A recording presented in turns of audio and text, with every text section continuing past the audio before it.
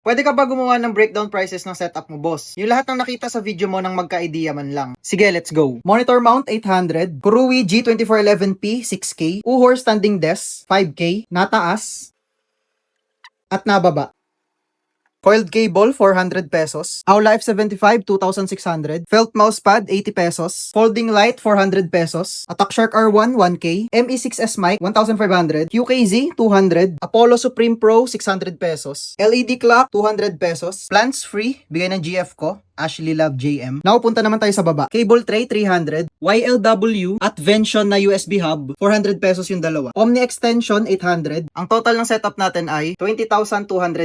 Pero hindi kasama yung laptop doon, guys. Kung isasama mo yung laptop, nasa 110k siya. Plus 20k. So, around mga nasa 130k lahat-lahat. Lahat ng sinabi kong price, guys, ay brand new. Kung magsi-second hand kayo or magdi-DIY, siguro around 10,000 pesos, kaya nyo gawin to.